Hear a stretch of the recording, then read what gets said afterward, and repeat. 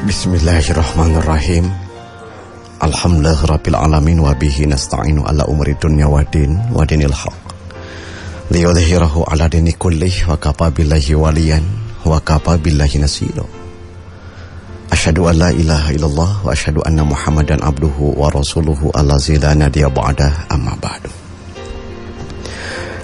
Baracak rekhwatu iman yang dirahmati Allah subhanahu wa ta'ala. Ucing enjing masih dengan saya Supaya Salali di acara Cahaya Kolbu untuk berdiskusi dan berdialog mengenai persoalan agama.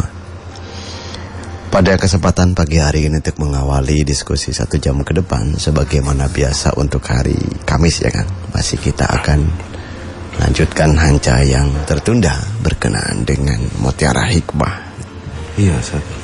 Dalam sebuah pernyataan yang disampaikan oleh sahabat Nabi SAW Hudzaifah Al-Yamani, sebagaimana dikutip di dalam kitab Damul Kalam, kemudian di dalam Al-Ibanah bin Usulid Diyanah, kemudian Usulul I'tiqad dan Jami'u Bayanil Ilmi wa Fadlih gitu kan ya. Di situ Hudzaifah Al-Yaman radhiyallahu an mengemukakan wa iyyaka wa talawun fiddin fa inna dinallah wahidun gitu kan. Ini sebetulnya pernyataannya panjang, tapi kita penggal aja di situ lah. Kata beliau, wa iyyaka wa talawun fiddin, berhati-hatilah kamu. Wa talawun fiddin. Talawun fiddin, talawun itu kalau dalam bahasa kita mah kan ngelondokan. Ngelondokan fiddin dalam urusan agama. Fa inna dinallaha wahid, karena sesungguhnya agama Allah itu satu. Iya. Baracangan rahmati Allah subhanahu wa ta'ala. Pernyataan Hudzaifah ini kalau kita lihat di redaksi asli ya, di dalam kitab-kitab tadi yang saya sebutkan, itu pernyataannya Hudzaifah Al-Yamani kepada Abdullah bin Mas'ud. Beliau Hudzaifah mengingatkan kepada siapa? Kepada Abdullah bin Mas'ud. Ya, salah satu pernyataan yang disampaikan oleh Hudzaifah kepada Abdullah bin Mas'ud, wa iyyaka wa talawun, berhati-hatilah kalian, wa talawun, dari berubah-ubah akhlak, kebiasaan. Karena apa? Fiddin, yang jadi persoalan adalah dia berubah-ubah di dalam beragama, begitu kan? Bukan pindah agama, berubah-ubah dalam urusan agama. Fa inna dinallaha wahid, karena sesungguhnya agama itu satu, agama Allah itu wahid, satu. Nah, orang yang talawun itu adalah dia mencoba berpindah dari satu keyakinan yang lain masih dalam ajaran Islam. Itu disebut talawun, begitu kan? Sebab ingin diterima, ingin disebut apa tuh? Toleransi misalnya, misalnya namanya. Atau ingin disebut dia itu sangat moderat, begitu kan ya. Tetapi dia keluar dari tatanan agama. Maka itu disebut dengan talawun, begitu. Kalau masuk ke daerah, ke komunitas ini, aduh abdi masa misalnya ke komunitas yang lain, depan sependapat, datang kan, abdi kayak sami kan gitulah. Mungkin bisa dipaham lah dengan maksud yang disebut talawun, yang dalam bahasa Jermannya tadi lolondokan gitu kan. Di dalam urusan agama, dengan sebab apa? Dengan sebab mereka tidak punya keyakinan, dengan mereka sebab tidak memiliki pendirian ya, di dalam urusan keberagamaan ya. Terlebih-lebih dalam urusan agama Islam. Maka oleh sebab itu sebagian menyatakan bahwa mereka yang talawun itu ya, misalnya Ibrahim menyatakan ya rauna talawun fiddin min sakil qulub fillah. Mereka itu orang-orang yang talawun itu yang dalam agama fisakin min sakil qulub, itu di antara orang-orang yang ragu hatinya billahi, kepada Allah. Gitu. Tidak ada punya kepastian. Ya, kalaupun tahu yang benar, ya, karena memang aduh kerin kuleta, ikuti apa yang ada di situ. Padahal agama menyatakan A misalnya, tetapi karena kita takut orang mencerca, misal orang mencela, udahlah ngiringan wae ka dieu supaya orang rada aman posisi. Nah, itu yang disebut talawun, gitu. Maka hadis Nabi SAW memberikan sebuah contoh bagaimana orang-orang yang katakanlah talawun, begitu kan. Di dalam hadis riwayat Imam Muslim yang disampaikan oleh Abu Hurairah radhiyallahu an, yusbihur rajul mu'minan wa yumsi kafiran. Boleh jadi pada waktu pagi harinya dia beriman, kemudian wa yumsi kafiran, pada sore harinya dia kufur, dia kafir, karena ingin menyelaraskan sesuai dengan apa yang menjadi tradisi orang lain begitu kan. Dan di situ dia tidak mempunyai keajegan, kepancegan gitu kan. Di dalam urusan keyakinan beragamanya gitu kan. Atau boleh jadi yusbihu kafiron, yumsi mu'minan wa yusbihu kafiron. Pada pagi harinya dia mu'min, wa yusbihu kafiron, ya. Dan pada sore harinya dia menjadi kufur. Ya bi'udinahu bi'arodin minad dunya.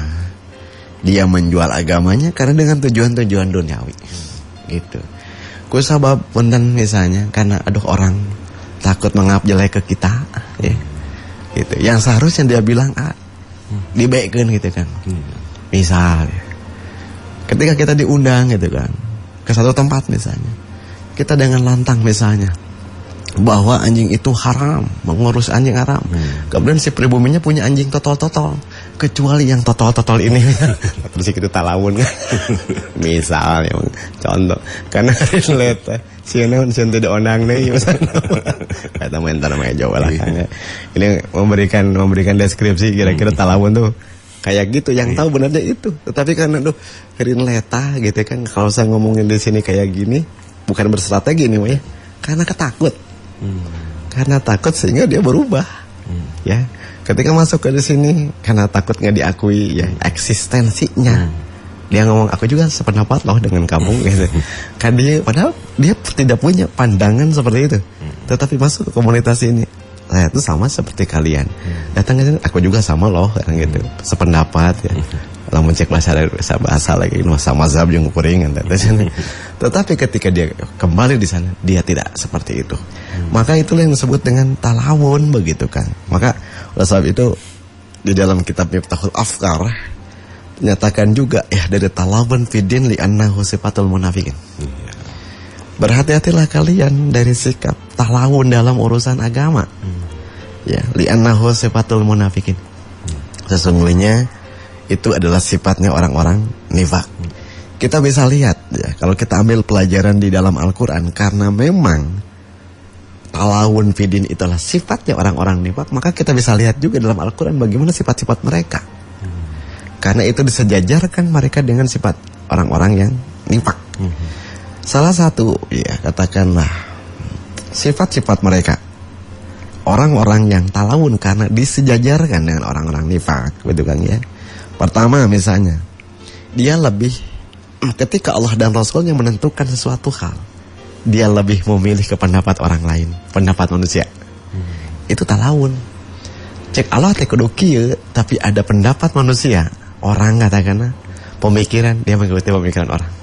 Bukan mengambil petunjuk Allah dan Rasul. Itu juga sama kan. Sebagai sebuah sikap talawun. Kalau dalam Al-Quran bukan begitu. Iwa idallakul lazina amanu qalu amanu qalu amanna. Dan apabila mereka itu bertemu dengan orang-orang beriman, ya ini salah satu sikapnya. Qalu amanna. Kuring teh iman ke Allah. Wa idza khalau ila sayatinihim, dan jika mereka kembali ke setan-setan mereka, maksudnya para pemimpin-pemimpin mereka, qalu inna ma'akum. Sesungguhnya aku itu bersama kalian. Kan gitu. Inna manah nang wastajun kuring ya sami. Itu karena ngalonyeng karena Islam gitu. Heureuy eta mah. Heureuy we eta udah anggap sadeu sama kuring jeung urang iman anggap we eta mah. Ngalonyeng we di dinya mah tuh heureuy. Nah ini gambaran-gambaran sikap talawun yang ada dalam orang-orang nifak. Nah, maka kembali kepada kita hari ini, apa kita juga talawun dalam hal itu? Ya. Dalam urusan keberagamaan misalnya, seharusnya hukumnya haram misal kadinya nak terada berat diobrolkeun jeung saha ya gitu. Ya itulah rada subhat-subhat teh diharam kan ngan halam we. Nah itu sikap talawun. Jadi satu, mereka sifatnya adalah ketika datang petunjuk Allah dan Rasul, dia lebih memilih ya pemikiran pendapatnya manusia. Mohon maaf tidak sedikit ya. Ini sebagai sebuah kritik sosial saja begitu kan, bahwa ada sebagian yang berpendapat geus teu kudu nyekelkeun agama cekal dalag malah leluhur urangnya kolot-kolot urang itu lebih benar. Itu sebenarnya sikap talawun juga kan. Dari sisi keberagamaannya ya gitu. Tapi di satu sisi juga dia ikut-ikutan dalam hal seperti itu. Itu talawun juga. Kalau ini nyangkutnya urusan agama ya begitu. juga bisa terjadi sikap talawun itu dari antara sifatnya adalah apa? Mereka itu kitmanul haq, selalu menyembunyikan kebenaran, ya gitu.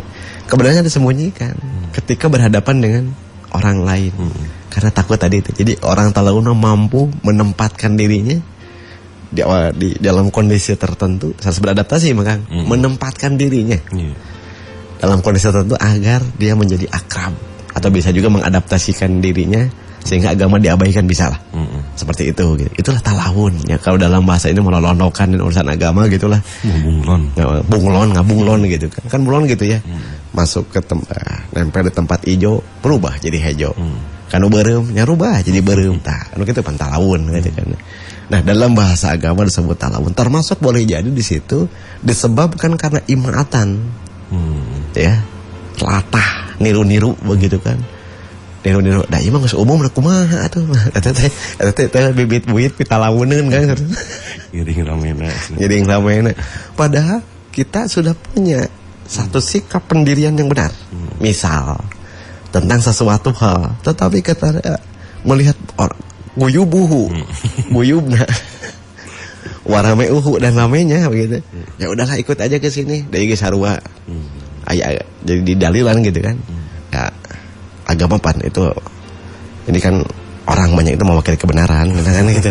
Bukan saya dalih malah. Karena untuk atalawunnya di situ kan. Nauzubillahi min dzalik, maka mudah-mudahan kita tidak termasuk orang-orang seperti itu, karena dipersamakan dengan mereka orang-orang yang nifak begitu. Maka oleh sebab itu ketika kita punya pendirian sesuatu hal tentang kebenaran beragama, jangan dirubah. Di situ saja, apapun konsekuensinya. Orang mau mencela kita, orang mau mencerca kita, kalau itu sudah menjadi kebenaran dari Allah dan Rasul, kita berdiam diri di situ. Jangan kita merubah karena ingin mendapatkan keridhaan manusia. Kalau itu terjadi, maka itulah yang disebut dengan sakul kulub. Orang-orang yang hatinya ragu begitu ya. Ini pun bukan harus bersikap keras dan kasar ke orang, bukan. Kita punya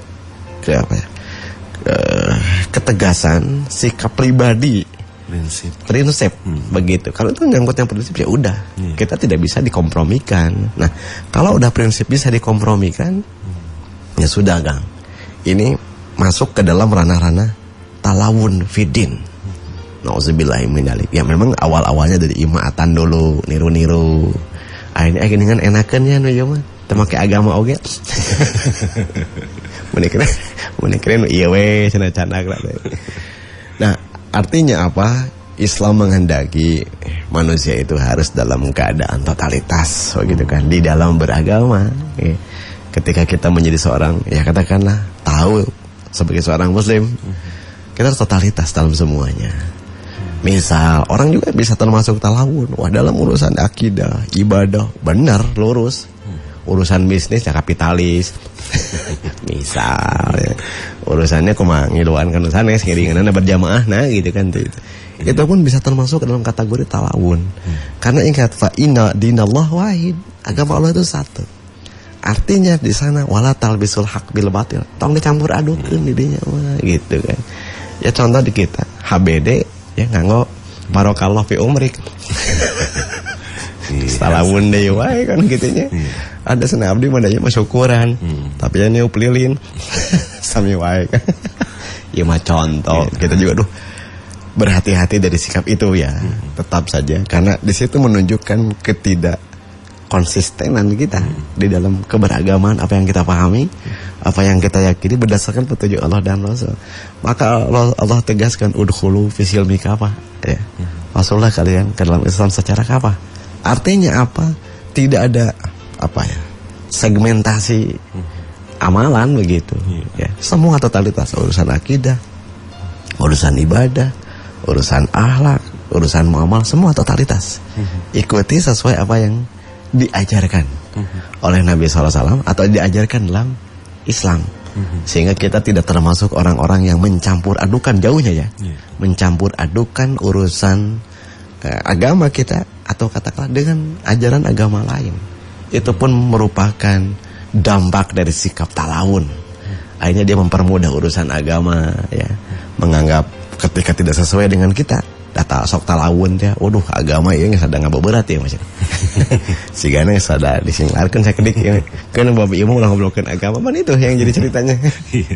Nah, itulah awal dari sikap talawun. Maka kata Hudzaifah al-Yaman, iyyaka wa talawun fiddin fa inna dinallaha wahidun wallahu a'lam bissawab.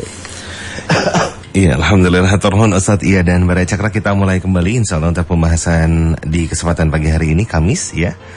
Kita kembali ke pembahasan terkait tentang mutiara hikmah berkenaan bersikap dan memiliki sifat bunglon dalam agama Islam, dalam berislam mungkin ya Ustaz ya. Baik, Bara Cakra silakan untuk yang mau bergabung kami tunggu kebersamaannya di nomor 081123400905 untuk SMS dan juga nomor WhatsApp-nya. Baik, dan untuk pertanyaan di luar tema pun juga kami tunggu kebersamaannya. Iya Ustaz, dan ini mengingatkan kita pula Bara Cakra bahwasanya teringat sebuah hadis juga sih Ustaz. Ini yang pada akhirnya mengingatkan kita kembali akan keistiqomahan tentunya Ustaz. Yang dimana ada seseorang yang bertanya kepada Rasulullah SAW, wahai Rasulullah, katakanlah kepadaku dalam Islam sebuah perkataan yang tidak aku tanyakan kepada orang selain engkau. Maka beliau Rasulullah SAW menjawab, yang ini dengan amantu billah. Iya. Ya, kemudian istiqomahlah. Silakan Ustaz. Iya, berarti kan rahmati Allah Subhanahu wa taala itulah ya. Itu kan banyak riwayat-riwayat seperti itu yang menjelaskan bahwa Nabi SAW menghendaki, dan juga ya Allah dan Rasulnya menghendaki kepada muslim, kepada hamba-hambanya untuk tetap istiqomah atas keimanannya. Kan gitu. Katakan betul pertanyaannya. Dalam riwayatnya disebutkan begini, yang la as'aluhu, yang aku tidak akan bertanya kepada orang selain kepadamu, dan aku tidak akan bertanya ulang kan gitu. Terus jawab kan, bagaimana aku harus lakukan? Kata itu, qul rabbunallah, katakanlah Rabb kamu itu adalah Allah, sumastaqamu. Kemudian beristiqomalah di situ. Artinya bahwa dia berpegang teguh terhadap apa yang dia pahami tentang akidahnya yang lurus. Jangan sampai terbawa-bawa dengan akidah-akidah yang tidak benar. Pelajarannya adalah apa? Bahwa ketika dia meluruskan diri dalam urusan akidah, maka dia akan meluruskan diri dalam urusan agama yang lain, urusan agama yang lainnya. Itulah yang dikehendaki oleh Rasul. Kenapa istiqomah? Supaya tekaan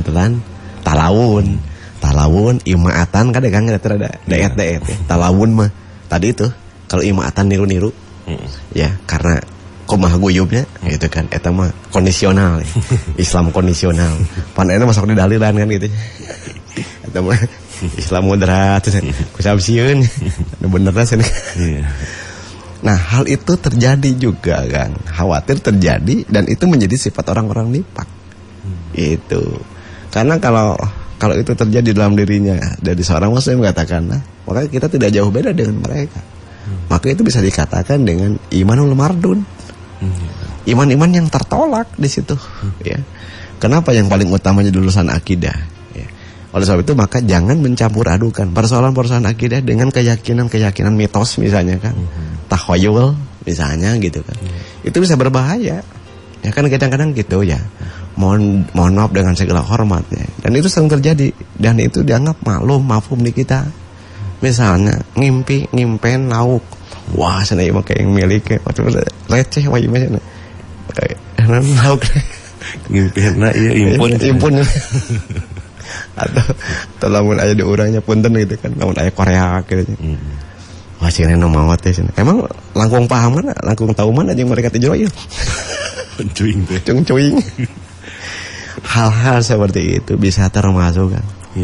Itu kan keyakinan agama lain yang kemudian diyakini oleh kita. Sekalipun orang berpendapat, oh ini mah memang betul terjadi, bukan betul, kebetulan. Ya, namun kebetulan bisa betul bisa ente. Namun lagi babaledogan atau tidak, ya bisa benar, bisa salah kan gitu. Abdi senang ngimpian micin sehingga bakal cilaka cek saha. Ya lebih sunya itu. Ya. Nah, hal-hal yang kayak gini jangan dicampur adukan, khawatir talawun di situ juga. Kalau mau kepastian, ketegasan di dalam hati ya untuk la ilaha illallah, ya pastikan dan tanamkan di situ la ilaha illallah. Maka tidak ada keyakinan-keyakinan lain yang mencampur adukan di dalam keyakinan kita. Karena itu khawatir menjadi talawun deh wae kan. Ya, karena talawun itu adalah sesuatu hal yang talbisul haq, penyamaran ya kan ya terhadap kebenaran, ya bisa saja talbisul haq bil batil akhirnya ya, campur adukan batil dengan kebenaran. Sehingga Nabi SAW kan pernah sampaikan juga nanti akhir zaman itu kata Nabi ya, kalau lihat dalam buku terjemah secara bebas ya, saya sampaikan nanti orang-orang itu akan mengikuti agama lain ya, hatta kalian masuk ke liang kadal atau mereka masuk ke liang kadal pun kalian akan ikut. Itu sikap talawun sudah masuk dalam orang Islam sehingga mereka mengikuti agama lain dalam statusnya dia sebagai seorang muslim gitu. Kalau dalam bahasa Nabi mah mulhidun fil Islam mubtagul jahiliyah. Oh iya. Dia keluar dari Islam, Islamnya mah Islam tetapi dia berperilaku seperti jahiliyah, kemunduran itu di situ ya. Maka mudah-mudahan dengan apa yang disampaikan sekali lagi oleh Hudzaifah ini mengingatkan kita agar kita tetap istiqomah di dalam urusan keagamaan. Apa yang Allah sudah tunjukkan, Rasul sudah ajarkan, itulah yang harus kita ikuti. Karena tidak ada petunjuk kecuali hanya petunjuk Allah, dan tidak ada ya keterangan yang paling benar selain apa yang ditunjukkan oleh Allah melalui Rasulnya. Kan begitu. Sebaik-baiknya petunjuk, sebaik-baiknya perkataan Allah. Fa inna khairal kalamullah kan itu. Di dalam hadis, fa inna khairal huda Muhammadin sallallahu alaihi wasallam. Itu yang akan mampu memberikan jaminan kepada kita untuk nanti kembali kepada Allah. Sampai kita jelaskan akan kembali kepada Dia, kepada Allah. Nah, kalau kita hari ini tercampur akidahnya, keyakinannya, atau selalu berubah-ubah karena ingin mendapatkan keridhaan manusia, ya tentu saja itu menjadi dasar talawun, dan itu sudah masuk ke dalam ranah-ranah akan khawatir perusakan terhadap akidah ya, jauhnya dalam urusan-urusan yang menyangkut agama secara umum. Wallahu a'lam bishawab. Iya, baik. Dan oh iya Ustaz, itu ada dalam Quran surat Al-Baqarah ayat 42 ya Ustaz ya, tentang talbis itu ya Ustaz ya, ya betul ya? Betul. Tentang wala talbisul haqq bil batil. Bil batil, ya betul. Baik, dan kita ke pertanyaan juga Ustaz. Ini sudah ada yang bergabung tentang ya.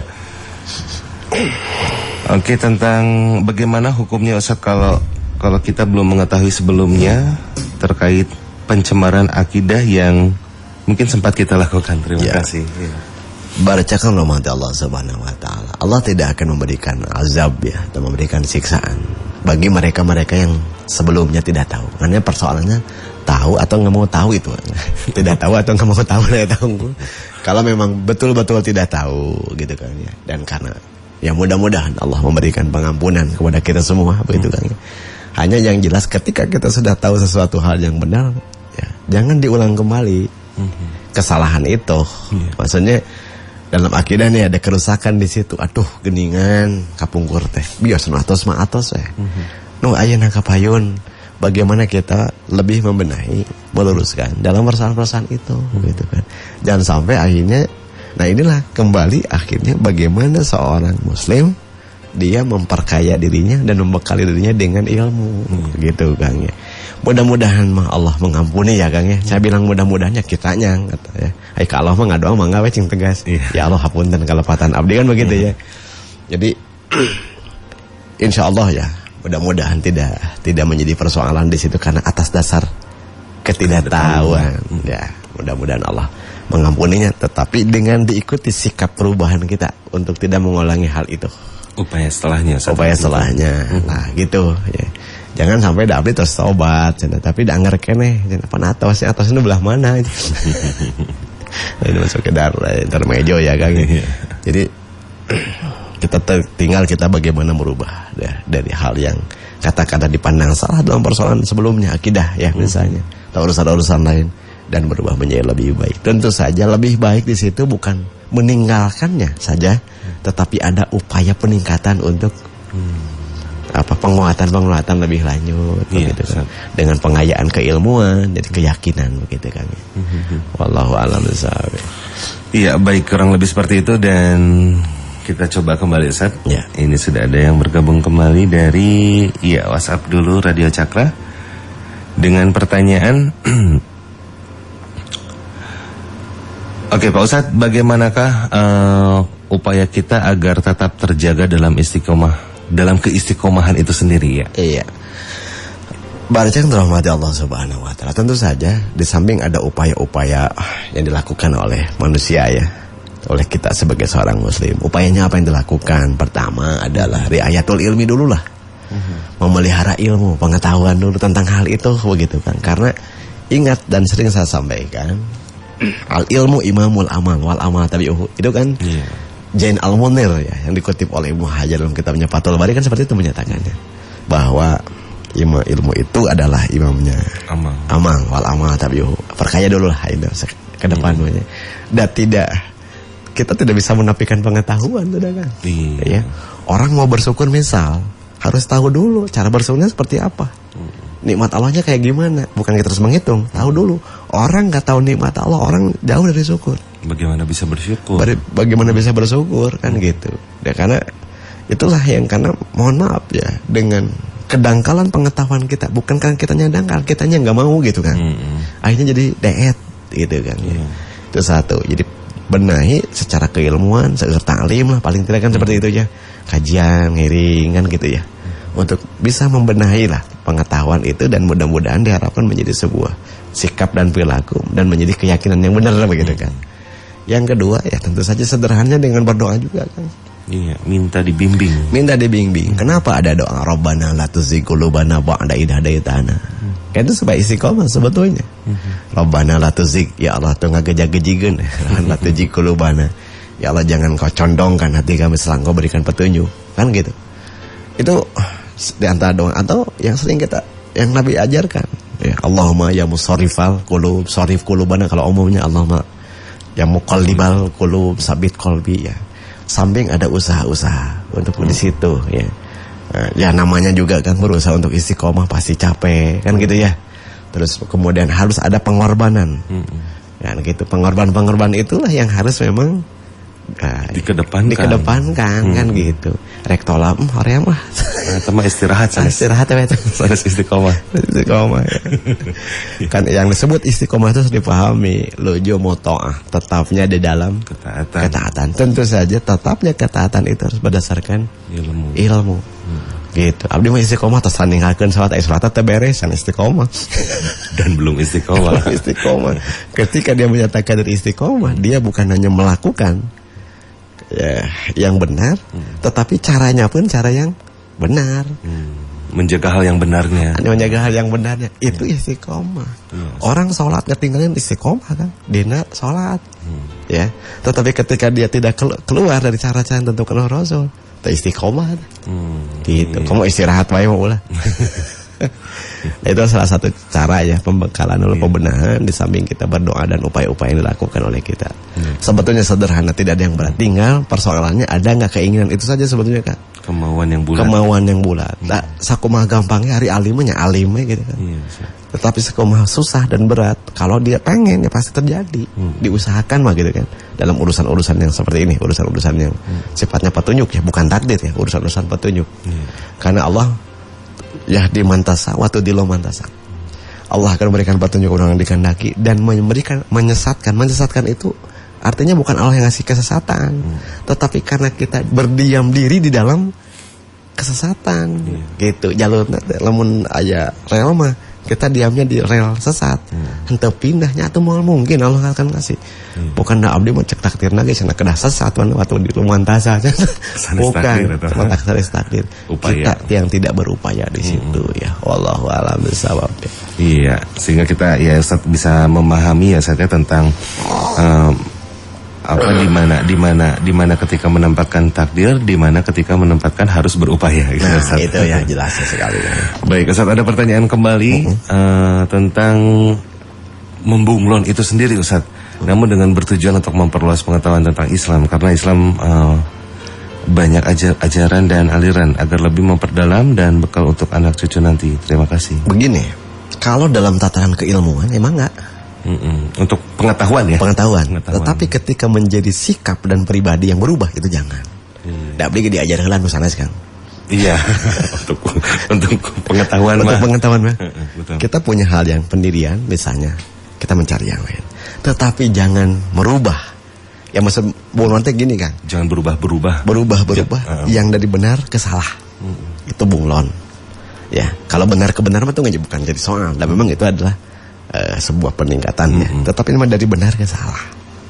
Kalau orang mempelajari pengetahuan, pelajari aja dulu semua. Gitu.